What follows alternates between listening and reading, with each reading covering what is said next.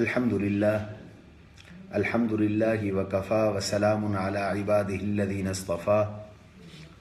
خصوصاً علی سید الرسل وخاتم الانبیاء سیدنا و مولانا محمد المصطفیٰ احمد المجتبیٰ وعلی آلہ و اصحابہ الاتقیاء الازکیاء اما بعد فاعوذ باللہ من الشیطان الرجیم بسم اللہ الرحمن الرحیم ولا تقتلوا النفس التي حرم الله إلا بالحق ومن قتل مظلوما فقد جعلنا لوليه سلطانا فلا يسرف في القتل إنه كان منصورا اللهم صل على سيدنا ومولانا محمد وعلى آل سيدنا ومولانا محمد وبارك وسلم رب شرح لي صدري ويسر لي أمري واحلل عقدة من لساني يفقه قولي رب زدنی علما وارزقنی فہما سبحانک لا علم لنا الا ما علمتنا انک انت العلیم الحکیم۔ گرامی قدر ناظرین و سامعین، آج کی مجلس میں ہم نے سورہ بنی اسرائیل کی آیت نمبر 33 آپ حضرات و خواتین کے سامنے تلاوت کی ہے، جس کا ترجمہ یہ ہے: اور مت قتل کرو اس جان کو جس کو حق تبارک و تعالی نے حرام قرار دیا،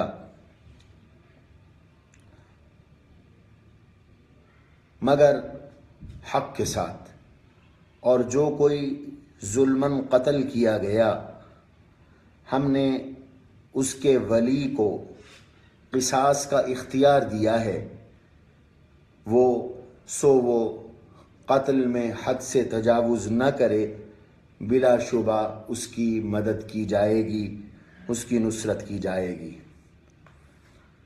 اللہ تعالیٰ نے اس آیت میں ایک انسانی جان کی قدر و قیمت، قدر و منزلت اور اس کی معصوم الدم اور محقون الدم ہونے کو بیان فرمایا ہے۔ جو بھی انسانی جان ہے، حق تبارک و تعالی کی نظر میں بلا وجہ اس جان کا تلف کرنا، اس جان کو قتل کرنا، اس جان کو دنیا سے ختم کر دینا، اس کو موت کے منہ میں ڈال دینا بدترین جرم، بدترین گناہ اور ظلم عظیم ہے۔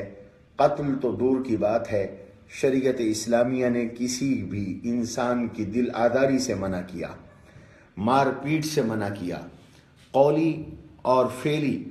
طور پر تکلیف پہنچانے سے منع کیا، ایذا پہنچانے سے منع کیا،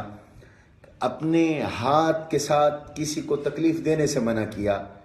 ارشاد فرمایا: المسلم من سلم المسلمون من لسانہ ویدہ، مسلمان وہ ہے جس کی زبان اور ہاتھ سے دوسرے لوگ محفوظ ہوں۔ گویا کہ اس میں اشارہ ہے کہ جس کی زبان سے اور جس کے ہاتھ سے دوسرے لوگ محفوظ نہیں ہیں، گویا کہ وہ اس کا اسلام مکمل نہیں ہے، وہ کامل مسلمان نہیں ہے، اس کو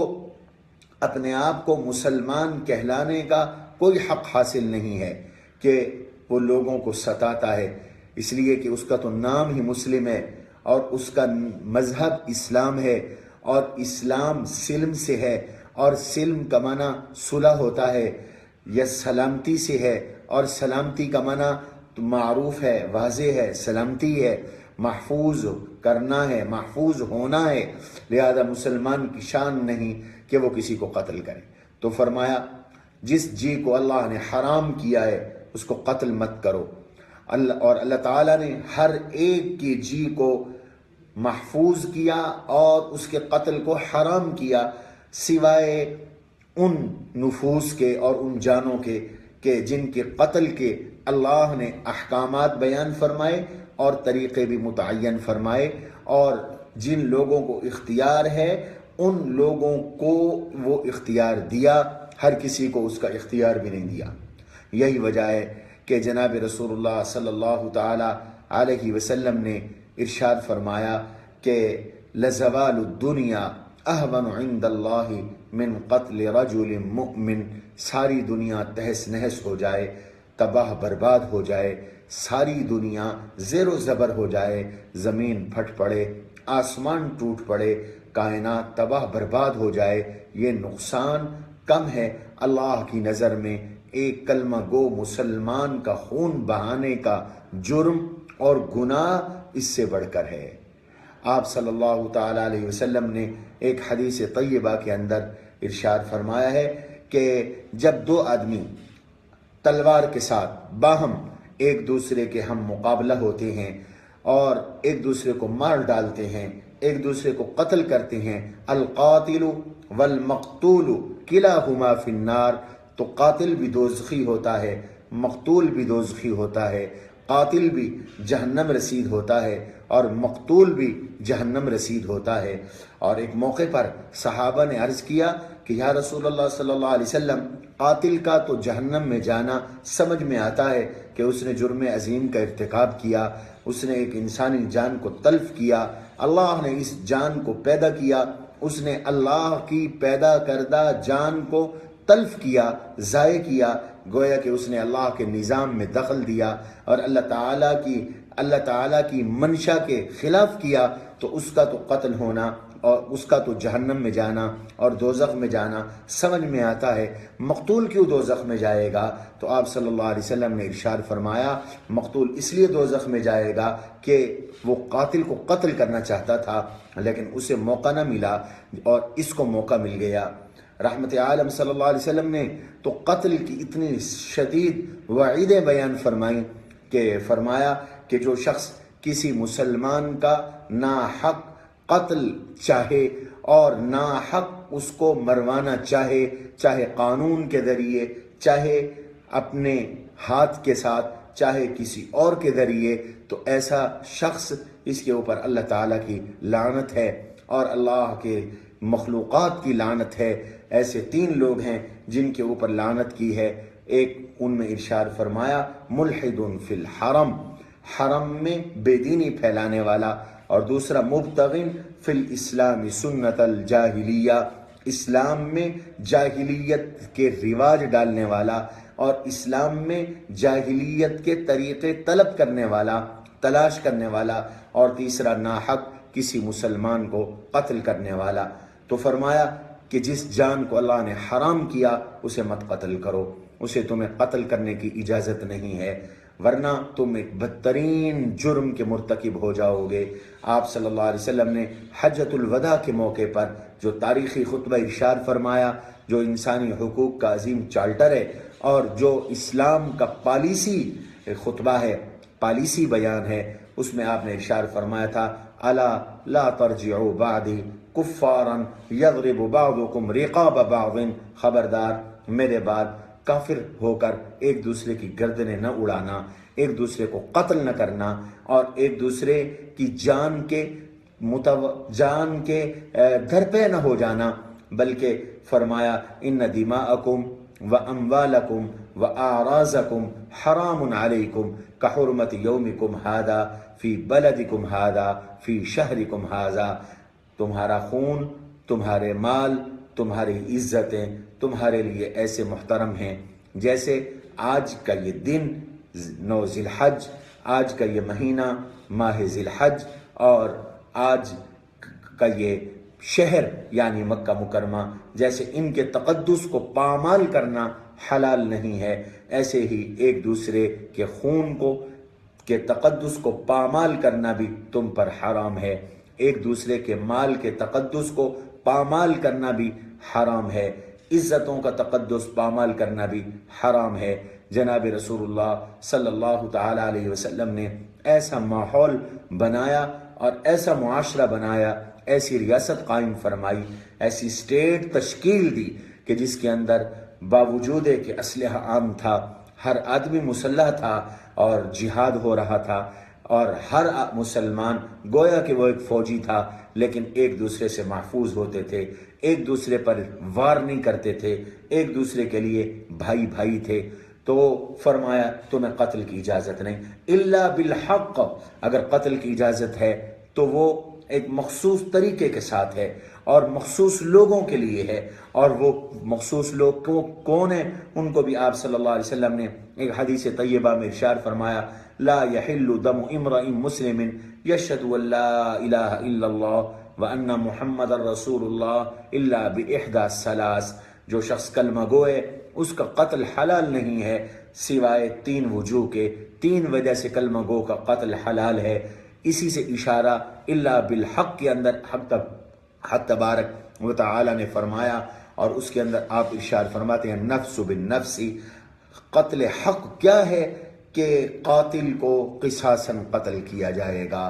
جو شخص کسی کو جان بوجھ کر قتل کرتا ہے تو اس کی سزا کے طور پر بطور قصاص کے حکومت کا فریضہ ہے، قوت نافذہ کا فریضہ ہے، اور اس طاقت کا فریضہ ہے جس کے ہاتھ میں امر بالمعروف اور نہی عن المنکر ہے، اور جس کے ہاتھ کے اندر اقتدار اور اختیار ہے، وہاں مقدمہ قائم ہو، عدالت کے اندر مقدمہ چلے